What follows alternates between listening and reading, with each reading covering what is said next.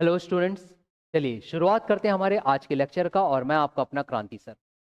आज के इस लेक्चर में विशेष तौर पे मैं उन सभी प्यारे विद्यार्थियों का, जी हाँ बेटा, मैं आप सभी का डाउट जो कल क्रिएट हुआ था, विशेष तौर पर जब मैंने वहां पर एक प्रश्न दिया था और एक विकल्प आया था कि सहकारी बैंक जो है उसका पूर्णतः नियंत्रण आरबीआई के द्वारा, एक ऐसा स्टेटमेंट दिया था जिसमें एक डाउट था बच्चों को। उस डाउट को क्लियर करने के लिए आज मैं पूरा का पूरा एक स्ट्रक्चर आपको समझा दूंगा, वह भी वैकल्पिक प्रश्नों का सहारा लेते हुए, क्योंकि मुझे पता ही है कि आप सभी की एक बेहतर तैयारी चल रही है और आपने कितना अच्छा पढ़ रखा है। उसका क्रियान्वयन तभी होता है जब हम वस्तुनिष्ठ प्रश्नों को हल करते हैं बेटा। मैं सही कह रहा हूं कि नहीं, आप मुझे बताइएगा। और हाँ, आभार आप सभी का कि आप सभी सराह रहे हैं अपने कमेंट के द्वारा। फिलहाल हम हमारे आज की इस लेक्चर में आगे बढ़ते हैं और जैसे कि आप समझ ही गए बेटा कि आज मैं आपको आजीविका के अंतर्गत जो सहकारिता टॉपिक दिया गया है उसमें सहकारी बैंक को विशेष तौर पर यहाँ पर समझाऊंगा, पूरा स्ट्रक्चर बताऊंगा। अगर आप इस स्ट्रक्चर को समझ गए, वो भी वैकल्पिक प्रश्नों के साथ, तो यकीन मानिए आपका सारा डाउट ही क्लियर हो जाएगा और आगामी सभी परीक्षाओं में आने वाले सहकारी बैंक के वस्तुनिष्ठ प्रश्न जो है वो आपका आसानी से यहाँ बन जाएगा। तो चलिए बेटा, फिलहाल हम आगे बढ़ते हैं। अब यहाँ देखिए, आपके पास पहला प्रश्न क्या कह रहा है। प्रश्न आधारित ही समझाऊंगा, क्यों? क्योंकि इतना समय नहीं है कि आपको पूरे टॉपिक का लेक्चर दिया जाए, क्योंकि 15 तारीख को तो आपका एग्जाम है। अब देखिए, वस्तुनिष्ठ प्रश्नों के आधार पर जब आप करोगे ना तो बहुत जल्दी आपको चीजें याद रहती है। मैं समझता हूं इस बात को। अब देखो बेटा, प्रश्न हमारा क्या कह रहा है। प्रश्न यहाँ पे कह रहा है कि सहकारी बैंक का विनियमन। अब हिंदी में लिखा गया विनियमन। व्हाट यू मीन बाय विनियमन? विनियमन मतलब कि बेटा यहाँ पर बात चल रहा है रेगुलेशन। ध्यान दीजिएगा, बात चली रेगुलेशन की। किसकी? सहकारी बैंकों का विनियमन। तो आपके पास बिंदु दिया गया है। प्रथम बिंदु कह रहा है भारतीय रिजर्व बैंक द्वारा, और सेकंड कह रहा है राज्य सरकार द्वारा। फिर कह रहा है कि उपरोक्त कथन में से कौन सा या से असत्य है। पहले तो आप इसे अंडरलाइन कर लीजिए, असत्य मांग रहा है। हो गया। 4 विकल्प दिए गए हैं। इन विकल्पों में जाने से पहले मैं आपको यहाँ बैकग्राउंड बताते हुए इसे हल करता हूँ। यहाँ ध्यान देना बेटा। हो रहा है कि सहकारी बैंकों का विनियमन मतलब कि रेगुलेशन। पहला स्टेटमेंट कह रहा है भारतीय रिजर्व बैंक द्वारा, तो पहला जो स्टेटमेंट है वह तो बिल्कुल सही है। भारतीय रिजर्व बैंक द्वारा। हमें बोला था कि कौन सा असत्य है। पहले इस प्रश्न को हल कर देता हूं, फिर मैं आपको बैकग्राउंड बता दूंगा, है ना। वरना क्या हो जाएंगे आप लोग ना, कंफ्यूज हो जाते हो। यकीन मानिए कंफ्यूज हो जाते हो बेटा। यस, मैं आप सभी से बात कर रहा हूँ, जितने लोग इसे प्यार से देख रहे हैं। यहाँ देखो बेटा, है ना, ध्यान दो। चलो यहाँ ध्यान दो, हाँ, पूरा पूरा पूरा यहाँ पर ध्यान दीजिए। असत्य मांगा है, पहला स्टेटमेंट तो हमारा सही है, तो जहां जहां वन आएगा उसको हम कैंसिल कर देंगे। तो हम बेटा यहाँ पर इसको कैंसिल कर देंगे। केवल एक असत्य है बोल रहे, जबकि वो तो सत्य है। एक व दो दोनों असत्य है बोल रहा है, तो जबकि एक तो हमारा सत्य आया है ना। अब फिलहाल चलते हैं, यहाँ देखो सेकंड वाला। सेकंड बोल रहा है राज्य सरकार द्वारा विनियमन किया जाएगा। किसका? सहकारी बैंकों का। ध्यान से समझना बेटा। अगर मान लीजिए ये राज्य सरकार द्वारा ना दे, तो हो सकता है आपके आगामी परीक्षा में लिख देगा सहकारी समितियों के रजिस्ट्रार द्वारा। ऐसा भी लिख सकता है बेटा। ध्यान से सुनिए जो मैं कह रहा हूं, सहकारी समितियों के रजिस्ट्रार द्वारा, ऐसा भी लिख सकता है। समझ रहे हो? तो भी आपका ये जो सेकंड स्टेटमेंट है वो रॉन्ग होगा। फिलहाल इस पर हम चलते, क्यों रॉन्ग होगा मैं बताऊंगा। पहले हम विकल्पों को यहाँ चुन लेते हैं, है ना। यहाँ देखो असत्य। अब हमको बोला है कि आप असत्य चुनिए, हमारा ये सेकंड वाला तो रॉन्ग हो गया और हमको चुनना तो वही था। तो हमारे पास देखो, एक आ गया बी, केवल 2 असत्य है। और डी बोल रहा है ना तो एक ना ही दो। ना ही दो मतलब कि क्या हुआ? ना ही दो मतलब कि सेकंड वाला असत्य नहीं है, जबकि सेकंड हमारा क्या आ गया? असत्य आ गया। तो हमारा ये जो ऑप्शन डी हो गया वो तो कैंसिल हो गया। ऑटोमेटिकली आपका बी क्या हो गया बेटा? आंसर मिल गया। यहां देखो, वैसे भी अगर आप इस सेकंड स्टेटमेंट में नहीं जाते तो भी आपका आंसर पहले ही निकल चुका था। क्यों? क्योंकि डी ऑप्शन तो कट गया था ना, उसने ना तो एक बोला था। यहां देखिए, ना तो एक। ना तो एक का मतलब क्या हुआ कि एक जो है वो क्या है? उपरोक्त कथन में से कौन सा से असत्य है। तो यहाँ पे हो रहा है ना तो एक असत्य। हाँ, तो एक जो है वो असत्य नहीं है। हाँ चलो ठीक है बेटा, कंफ्यूज नहीं होना, है ना। मैं आपको थोड़ा असत्य के हिसाब से यहाँ पे थोड़ा इधर से उधर हो गया, उसके लिए सॉरी। असत्य बोला था कि ना तो एक मतलब कि एक असत्य नहीं है। यहाँ ध्यान देना, एक असत्य नहीं है, तो मतलब डी हमारा आंसर आ सकता था। दूसरा, ना ही दो असत्य है। ना ही दो असत्य है मतलब कि ना ही दो असत्य है, जबकि सेकंड हमारा क्या हो गया? असत्य। तो अब डी को आपने कैंसिल किया। अब जब आपने इस डी को कैंसिल किया तो ऑटोमेटिकली बी आपका क्या हो गया, आंसर आ गया। पहले नहीं मिल पाता बेटा, है ना, सॉरी उसके लिए, जब तक आप सेकंड नहीं देखते। तो अब आपके पास आंसर क्या आ गया, केवल 2। क्यों ऐसा हुआ, ध्यान से समझना बेटा, और कहां से मैंने इसे बेस लिया। इसके लिए हमारे पास एक एक्ट है, बैंकिंग रेगुलेशन एक्ट। यहां समझिए, बैंकिंग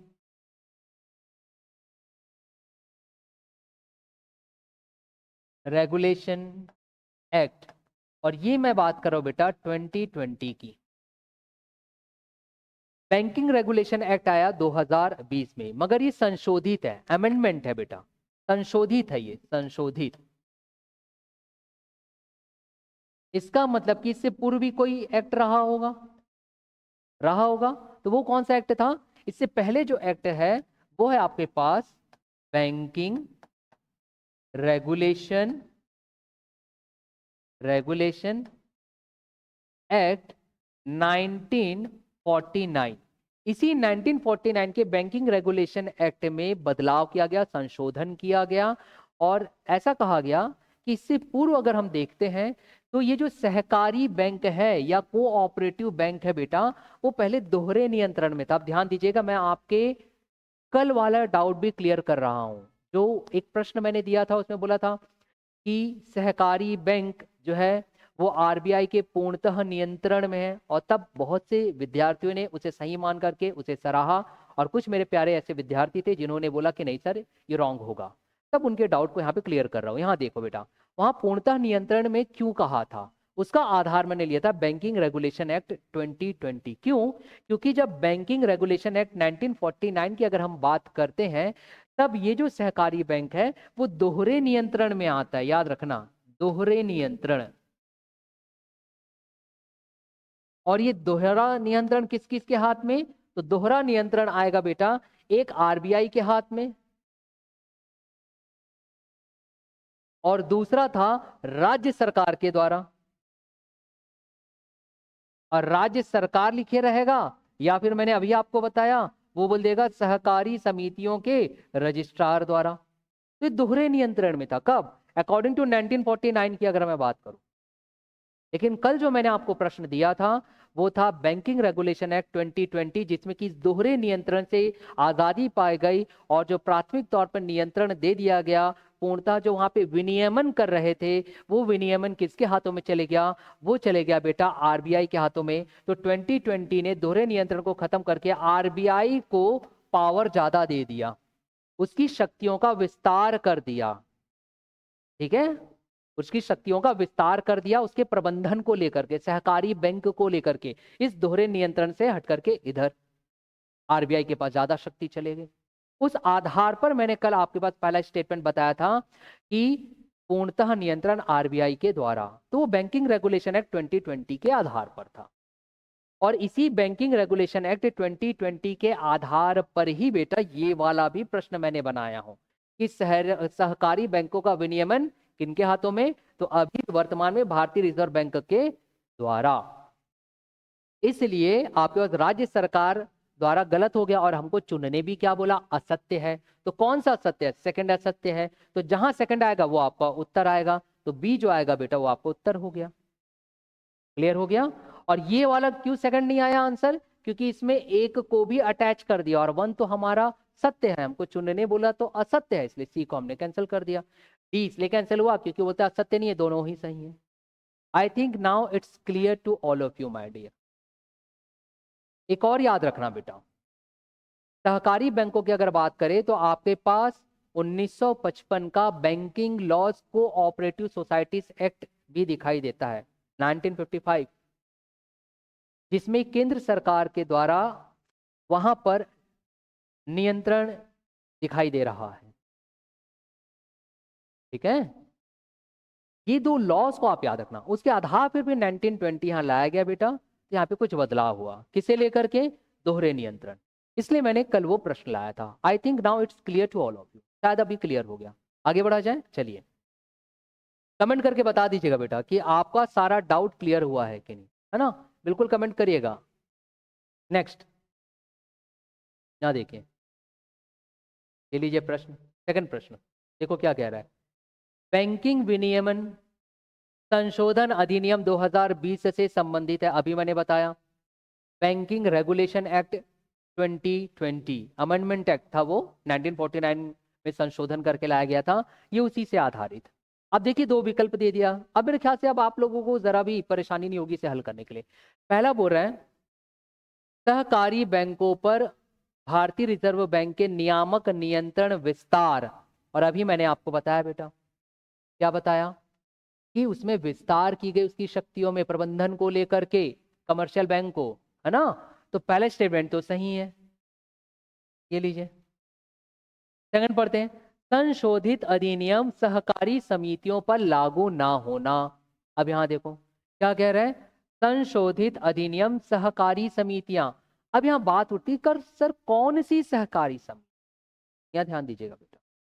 यहां पर जो सहकारी समितियों की बात कर रहा है वो स्पेशली उस कोऑपरेटिव सोसाइटीज की बात कर रहा है। जैसे कि आपने एक नाम सुना था बेटा, अगर मैं अल्पकालीन सहकारी समिति की बात करूं और वहां पे त्रिस्तरीय संरचना आपने देखा था, याद है कौन कौन सी त्रिस्तरीय संरचना थी।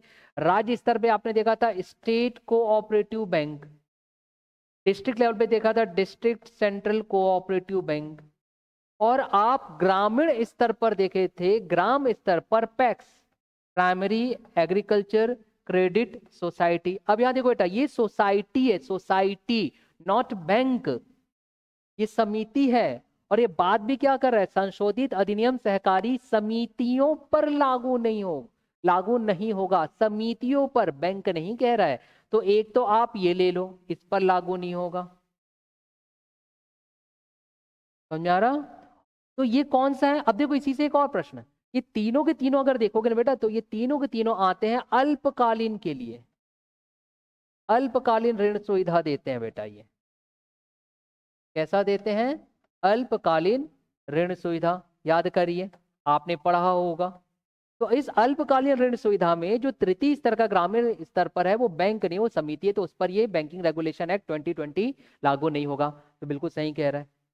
अब बहुत से ऐसे विद्यार्थी होंगे, तो सर ये सहकारी समिति क्या सिर्फ अल्पकालीन ऋण के लिए, या दीर्घकालीन ऋण पे भी तो सहकारी समिति आती है, क्या वहां पर लागू होगा या नहीं होगा। हो सकता है मेरे प्यारे बच्चों आप पर ये डाउट आए, और डाउट होना भी चाहिए ना आपको, बिल्कुल सही आप सोच रहे हो, डाउट होना चाहिए आपके ऊपर। यहाँ देखो, तब आप जब अल्पकालीन की जगह दीर्घकालीन की अगर मैं बात करूं, यहाँ देखो बेटा दीर्घकालीन की अगर मैं बात करूं, मैं इसे डिफरेंट कलर से लिख देता हूं ताकि प्यारे बच्चों आपको इजीली चीजें समझ में आए। दीर्घकालीन मतलब कि लॉन्ग टर्म, दीर्घकालीन ऋण।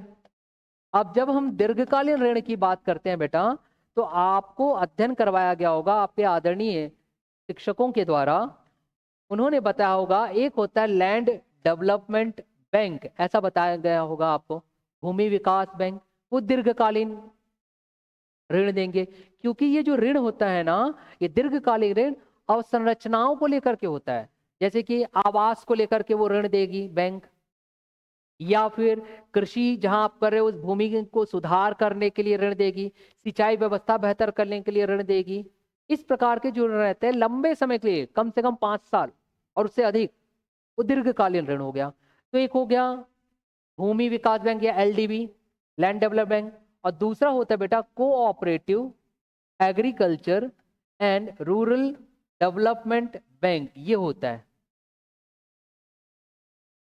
ठीक, CARDB, cooperative agriculture rural development. यहां पर एक राज्य स्तर पर भी आएगा, और यहीं पर ही बेटा एक जिला या तालुक स्तर पर भी आता है।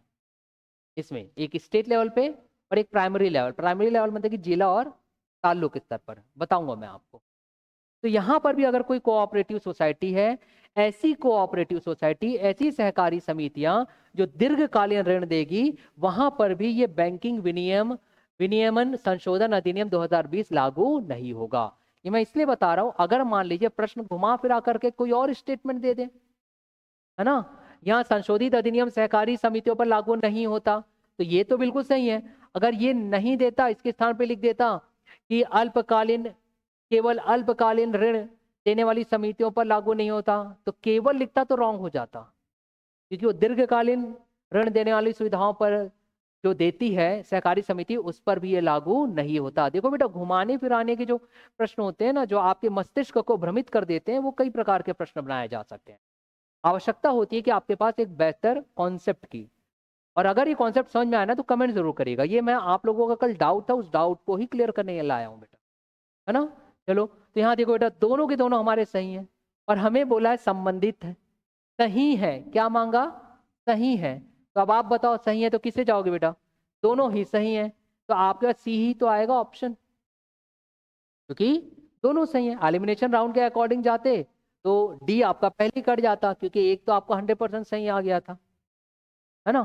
चलो, ये क्लियर हो गया कौन सा सही है। I think it's clear. अब मेरे ख्याल से आपका डाउट धीरे धीरे धीरे धीरे दूर हो रहा होगा, और डाउट दूर हो जाए तो मुझे रिप्लाई जरूर करना बेटा, है ना। जैसे कल आप लोग कमेंट किए थे, बहुत अच्छा लगा था मुझे कि आप सभी कंसंट्रेट होकर के अध्ययन कर रहे हैं, है ना। गुड, ऐसी अध्ययन होना चाहिए। आगे बढ़ते हैं। यहाँ देखिए बेटा, प्रश्न क्या कह रहा है, ये लीजिए प्रश्न देखिए। निम्न में कौन अल्पकालीन ऋण प्रदान नहीं करता है ना। अल्पकालीन ऋण प्रदान नहीं करता है पूछ रहा है। और अल्पकालीन, अभी मैंने आपको बताया था अल्पकालीन और दीर्घकालीन। दीर्घकालीन बोले तो औसतन तौर पर मिनिमम 5 साल के लिए देगा, और उससे ज्यादा। अल्पकालीन बोलेगा तो वैसे 6 माह से लेकर के 1 साल के भीतर रहता है औसतन तौर पे। कई जगह 18 महीना, 15 महीना तक का ऋण आपको दिया जाता है, वो कंडीशन पर डिपेंड करता है। अब बोल रहा है कि निम्न में कौन अल्पकालीन ऋण प्रदान नहीं करता है। ए, बी, सी और डी, 4 आपके पास नाम दिए गए बेटा। इसे समझने के लिए अब मैं आपको एक ग्रामीण स्तर पर जो साख समितियां हैं उसकी स्ट्रक्चर को बता रहा हूं, ध्यान से समझना बेटा। यहां समझिए, क्योंकि हमारा तो ग्रामीण स्तर वालों को लेकर के ही प्रश्न बन रहा है ना। तो देखो, जब हम ग्रामीण क्षेत्र में जाते हैं, ग्रामीण की मैं बात कर रहा हूं, तो वहां पे मिलेगा आरसीसी। आरसीसी मतलब है बेटा रूरल क्रेडिट कोऑपरेटिव, जिसे आप हिंदी में कहते हो ग्रामीण साख समितियां। ध्यान से समझना बेटा, ग्रामीण साख सहकारिता। तो यहाँ पे जब ग्रामीण साख सहकारी में हम जाते हैं, रूरल क्रेडिट कोऑपरेटिव्स में जाते हैं, तो यहाँ पर बेटा 2 प्रकार से ऋण देने वाले मिलेंगे। क्योंकि इसका मुख्य काम क्या है आरसीसी का? आरसीसी का मुख्य काम यह है कि ग्रामीण स्तर पर विकास करने के लिए, चाहे वो कार्यशील पूंजी दे, वर्किंग कैपिटल किसानों को आगे बढ़ने के लिए, या फिर बेटा वो ऋण दे या लोन दे, जैसे कि फसल के आपने जो बोया है बीज, उस फसल के उत्पादन के लिए, उसको विशेष तौर पे हम अल्पकालीन ऋण के अंतर्गत लेते हैं। तो अब हम इसको 2 भागों में विभाजित करेंगे इसी आरसीसी के द्वारा। आरसीसी के द्वारा दिया जाता है बेटा एक शॉर्ट टर्म कोऑपरेटिव, एसटीसी, अल्पकालीन ऋण देने वाले कोऑपरेटिव सहकारी। दूसरा होगा आपके पास लॉन्ग टर्म कोऑपरेटिव, मतलब कि दीर्घकालीन ऋण सुविधाएं देने वाली सहकारी बैंक या समितियां। तो 2 भागों में हमने डिवाइड कर दिया। ये अल्पकालीन, मैं यहाँ पे हिंदी में लिख देता हूं, ये अल्पकालीन के लिए है, और ये जो है बेटा दीर्घकालीन के लिए है। अब यहां समझिए, इस अल्पकालीन के अंतर्गत अब आपके पास ऐसे भी कई बार प्रश्न बनते हैं कि जैसे छत्तीसगढ़ प्रदेश में अल्पकालीन ऋण सुविधाएं देने वाली स्तरीय संरचना कैसी है। तब आप लोग बोलते हो कि सर उसकी त्रिस्तरीय संरचना है। ध्यान से समझिए, आप लोग ऐसे ही कहते हो ना कि त्रिस्तरीय संरचना है। तो त्रिस्तरीय संरचना किसकी आप बात करते हो? आप इस अल्पकालीन ऋण देने वाली जो बैंक और समितियां हैं उसी के स्ट्रक्चर को लेकर के त्रिस्तरीय संरचना बोलते हो बेटा, जैसे हमारे छत्तीसगढ़ प्रदेश में। अब उसे समझिए वो कैसे हैं। तो उसे हमने ऐसा त्रिस्तरीय संरचना किया। एक आएगा स्टेट कोऑपरेटिव बैंक, उसके नीचे आएगा डिस्ट्रिक्ट सेंट्रल कोऑपरेटिव बैंक, और उसके नीचे आएगा बेटा PACS, मतलब कि primary agricultural cooperative credit society. Hindi में आप इसे कहते हो प्राथमिक कृषि साख समितियां। ये आती है, ये बैंक नहीं है, समिति है। ये हुआ त्रिस्ट्रक्चर, ये हुआ त्रिस्तरीय संरचना अल्पकालीन की। समझ में आ रहा है? जिसमें कि अगर आप देखोगे तो ये जो स्टेट कोऑपरेटिव बैंक है, क्योंकि अगर आप देखोगे ध्यान से समझना बेटा, मैं जो चीजें आपको समझा रहा हूं बहुत सारे प्यारे बच्चों को यहाँ पे फिर दिक्कतें होने लगती हैं कि हो सकता है आपने पढ़ा नहीं, तो फिर प्रश्न बनता नहीं है। यहाँ पे जो स्टेट कोऑपरेटिव ये बैंक है, ये डिस्ट्रिक्ट सेंट्रल कोऑपरेटिव बैंक है, ये बैंक है, इसलिए यहाँ पर बैंक की ही तरह क्रियाएं होगी, जमा भी होगा और पैसा निकालना भी होगा बेटा। लेकिन तृतीय वाला समिति है, ये बैंक की तरह कार्य नहीं करता, ये ऋण देने का कार्य करेगा, यहाँ जमा नहीं होगा, जमा नहीं होगा बेटा। तो यहाँ पर अगर स्टेट कोऑपरेटिव बैंक की अगर मैं बात करूँ तो कौन इसको हेल्प करेगा, कौन पुनर्वित्त करेगा? जो इसके ऊपर बैठेगा। कौन ऊपर बैठा है भाई? अगर मैं सबसे ऊपर देखूं तो आपके पास कौन दिखाई देगा भाई? सबसे ऊपर आपके पास दिखाई देगा, यहाँ पर इनकी हेल्प करने वाले कौन कौन मिल जाएगा? आपके पास मिल जाएगा आरबीआई, आपके पास कौन मिल जाएगा? नाबार्ड, नाबार्ड ये मदद कर देता है बेटा वित्तीय तौर पे। और तो और आप जैसे जो किसान वर्ग और जो भाई बंधु वो आकर के भी यहाँ पैसा जमा करते हैं, ऋण भी लेंगे, लोन भी लेंगे, पैसा भी जमा करेंगे, मगर यहाँ से सिर्फ ऋण लेने की बात आती है। ये एक्स्ट्रा मैं आपको बता दे रहा हूँ। और जब हम दीर्घकालीन की बात करते हैं तो दीर्घकालीन में अभी मैंने आपको थोड़ा देर पहले बताया कि यहाँ पर बेटा दो याद रखो, एक है land development bank LDB, LDB, और दूसरा रहेगा बेटा आपके पास cooperative, cooperative agriculture and rural development bank, CARDB। यही जो CARDB है ये फिर दो भागों में विभाजित होता है। राज्य स्तर पर स्टेट लग जाएगा, इसलिए SCARDB, और तालुक स्तर पर अगर मैं बात करूं या जिला स्तर पर बात करूं तो P लग जाएगा, मतलब प्राइमरी, PCARDB। CARDB क्या है? CARDB को हिंदी में अगर मैं बोलूंगा तो सहकारी कृषि और ग्रामीण विकास बैंक, ये दीर्घकालीन देते हैं। इनको भी जो पुनर्वित्त करने का जो काम करता है ना बेटा, यही नाबार्ड इधर भी करेगा, ऐसा कुछ नहीं, क्योंकि देखो बैंक है ना, सामने बैंक लगा हुआ है। क्लियर हुआ? अब हम चलते हैं हमारे प्रश्न की ओर। अब यहाँ देखो बेटा, जब आप इस स्ट्रक्चर को समझ जाते हो ना तो इस प्रकार के आए हुए जो प्रश्न होते हैं वो आपसे आसानी से बन जाते हैं। चलो इस प्रश्नों को अब हम हल करते हैं। यहाँ देखो बेटा, कैसे आपसे नहीं बनेगा, आसानी से बनेगा। चलो यहाँ देखिए क्या कह रहा है। कह रहे हैं निम्न में कौन अल्पकालीन ऋण प्रदान नहीं करता? अल्पकालीन ऋण के में कौन कौन है? देखो स्टेट कोऑपरेटिव बैंक है ना, तो हमको बोला है प्रदान नहीं करता, तो राज्य सहकारी बैंक जो है बेटा ये तो करता है, राज्य सहकारी bank, state cooperative bank. Second, यहां देखो डिस्ट्रिक्ट सेंट्रल कोऑपरेटिव बैंक, ये भी अल्पकालीन ऋण देता है, मतलब कि जिला सहकारी बैंक देता है, लेकिन हमको सेलेक्ट बोलना नहीं करता, इसलिए ये रॉन्ग और ये रॉन्ग। वैसे डी देखो, प्राथमिक कृषि ऋण समितियां, ये है PACS, primary agriculture credit society, ये भी अल्पकालीन ऋण देता है। हमें बोला कौन नहीं देता, तो ये सही होने के बावजूद भी रॉन्ग है क्योंकि नहीं बोला है। बचा कौन सा? सहकारी कृषि ग्रामीण विकास बैंक। और सहकारी कृषि देखो यहाँ पे, सहकारी कृषि ग्रामीण विकास बैंक किसके अंतर्गत आता है? दीर्घकालीन के अंतर्गत आता है, है ना। और ये पूरा का पूरा है RCC के अंतर्गत, रूरल क्रेडिट कोऑपरेटिव्स के अंतर्गत है बेटा, ग्रामीण साख सहकारी बैंक समितियों के ही अंतर्गत आता है, लेकिन वो दीर्घकालीन ऋण देता है इस वजह से। और हमें आंसर नहीं वाला चुनना था, तो आपका आंसर आएगा ये कैट। क्लियर हुआ आई थिंक? देखो हर कॉन्सेप्ट आपको बता रहा हूँ बेटा, कॉन्सेप्ट प्लीज कमेंट जरूर करिएगा, क्योंकि हमारे पास 15 तारीख तक के लिए मात्र हार्डली 2 या 3 दिन बचे हुए। मैं आपको और क्वेश्चन लाऊं फिर आपके लिए, आपके कमेंट मिलता है, सराहना होती है, पता चलता है कि आप सभी इसे पसंद कर रहे हो, है ना। तो आई थिंक इट्स क्लियर। अब मेरे ख्याल से कोई डाउट नहीं होना चाहिए बेटा, कल जैसे आप लोग को डाउट आ रहा था। एक और डाउट था कि पैक्स सर उसकी गिनती कितनी है, तो गिनती जो 2058 ही है बेटा। ये पैक्स अगर मैं बात करूं इसका तो 2058 टोटल संख्या है, और टोटल संख्या 2058 जो है, अगर आपको इसकी ऑथेंटिक जांच करनी है तो आप राज्य सरकार के द्वारा दिया गया इकोनॉमिक सर्वे 2024-25 देख लीजिए, सहकारिता के चैप्टर में, वो आपको मिल जाएगा बेटा क्लियरली, है ना। एक और डाउट आ रहा था जहां पर मैंने बोला था, यहां देखो डिस्ट्रिक्ट सेंट्रल कोऑपरेटिव बैंक। फिर मैंने आपको बताया था रायपुर, दुर्ग, बिलासपुर, राजनांदगांव, फिर हमने देखा था जैसे अंबिकापुर, ऐसा मैं बता रहा था, आपको याद करिए। और एक था रायगढ़, और उधर ऊपर जशपुर बोला था क्या, हाँ, जहाँ पे आपके सात समितियां एक साथ वर्क कर रही थी, तो वहां पे उन दोनों में बेटा जो स्टेट कोऑपरेटिव बैंक की जो शाखा है वो एक साथ मिलकर के कार्य कर रही है। बाकी स्थानों में आपके पास डिस्ट्रिक्ट सेंट्रल कोऑपरेटिव बैंक कार्य कर रहा है।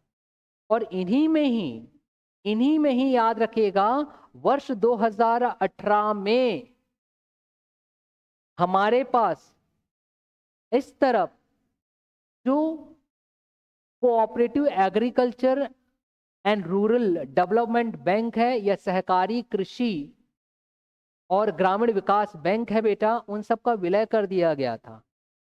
जो वहां पर आपके पास पीसीएआरडीबी दिखाई दे रहा है, वो पीसीएआरडीबी को जिला स्तर के बैंकों में ला दिया गया। एससीएआरडीबी जो दिख रहा है वो स्टेट स्तर पर ला दिया गया। ये 2018 के विलय की मैं बात कर रहा हूं। ये न्यूज आपने पढ़ा होगा, तो कंफ्यूज नहीं होना बेटा, है ना। चलो आगे बढ़ा जाए। फिलहाल अगला प्रश्न देखो, आपके सभी डाउट को क्लियर करने के लिए ही आज मैंने कॉन्सेप्ट से भरे हुए इन प्रश्नों को ले आया हूं। भले ही प्रश्नों की संख्या कम रहेगी बेटा, लेकिन आपको कॉन्सेप्ट में पूरा बता करके जाऊंगा और आपके कमेंट का भी इंतजार रहेगा। फिलहाल यहां देखिए क्या कह रहे हैं। नाबार्ड ने आरबीआई के किस विभाग को प्रतिस्थापित किया? आरबीआई के किस विभाग को प्रतिस्थापित किया? तो सीधा सीधा तो आंसर मैं पहले इसका बता देता हूं, फिर इसके बैकग्राउंड आपको बता दूंगा, है ना। यहां देखें, आंसर की अगर बात किया जाए बेटा, तो यहां पर आपके पास दिखाई दे रहा है कृषि ऋण विभाग। तो इस कृषि ऋण विभाग को भी इसने प्रतिस्थापित रिप्लेस किया है। ग्रामीण योजना एवं ऋण प्रकोष्ठ, मतलब कि rural planning and credit sale, इसको भी इसने रिप्लेस किया है बेटा। कृषि पुनर्वित्त और विकास निगम, मतलब कि agriculture refinance and development cooperation, इसको भी बेटा इसने रिप्लेस किया है। तो ए बी सी तीनों को रिप्लेस किया है। इसका मतलब आंसर क्या आएगा? उपरोक्त सभी। अब इसके बैकग्राउंड में मैं आपको बताता हूं। यहां देखें, आरबीआई के अंतर्गत जब नाबार्ड की बात कर रहे हैं बेटा, तो हमने देखा था जो आपके पास नाबार्ड है, इस नाबार्ड का आपने स्थापना कब किया? 1982 में बी शिवरमन समिति की अनुशंसा पे। बी शिवरमन समिति की अनुशंसा पे 1982 में स्थापना की गई भाई इसकी। 1981 से कंफ्यूज नहीं होना। क्यों? क्योंकि जो 1981 है बेटा, ये तो एक्ट के बारे में बताता है। नाबार्ड को लाने के लिए जो एक्ट लाया गया था, अधिनियम 1981 में लाया गया, लेकिन 82 में इसकी स्थापना हुई है। और स्थापना कहाँ हुई? आरबीआई के अंतर्गत ही एक विभाग के तौर पर आपको दिखाई दे रहा है। यहां समझिए। और उसने किन तीन विभागों को अलग कर दिया? तो वो अलग किया बेटा, कृषि ऋण विभाग, ग्रामीण योजना एवं ऋण प्रकोष्ठ, कृषि पुनर्वित्त और विकास निगम, इससे अलग किया बेटा। समझ में आ रहा है? फिर बाद में हम देखेंगे 2019 में, हाँ, जब आरबीआई, चलो ठीक है बाद में बताऊंगा वरना आप कंफ्यूज हो जाओगे। फिलहाल यहाँ पर नाबार्ड ने आरबीआई के किस विभाग को प्रतिस्थापित किया? तो ये तीन आंसर। क्यों? यहाँ के बैकग्राउंड को आप देख लीजिए। I think it's clear.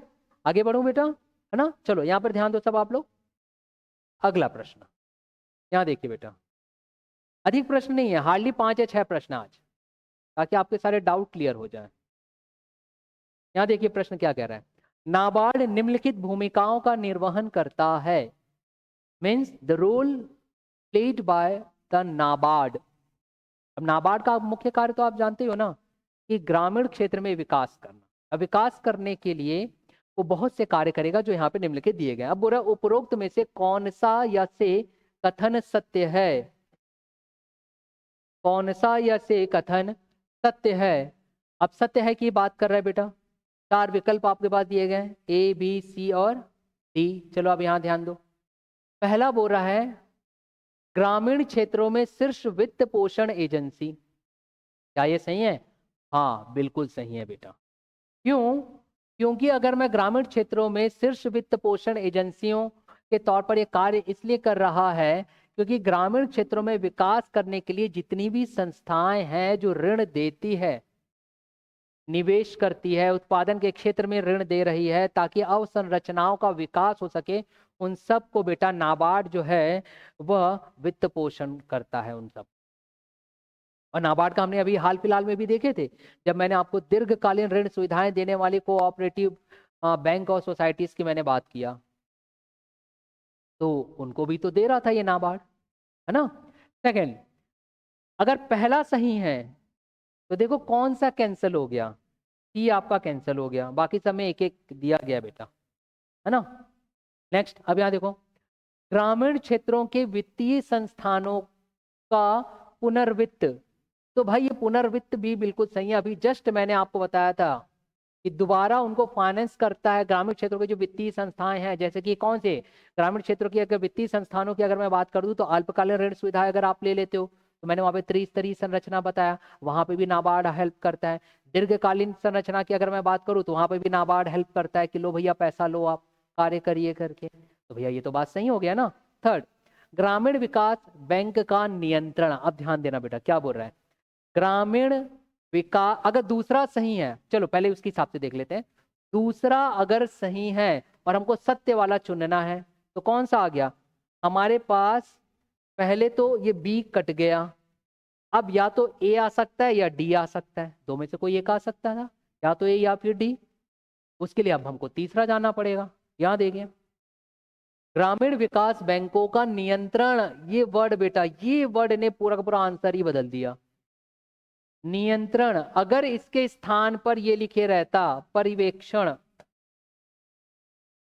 अगर इसके स्थान पर पर्यवेक्षण लिखे रहता तो ये स्टेटमेंट सही हो जाता। क्योंकि नियंत्रण है इसलिए ये स्टेटमेंट रॉन्ग है बेटा, क्योंकि ग्रामीण विकास बैंकों का नियंत्रण जो है बेटा वो आरबीआई के अंतर्गत है, लेकिन पर्यवेक्षण मतलब सुपरवाइज करने का सिर्फ जो काम है वो नाबार्ड करता है।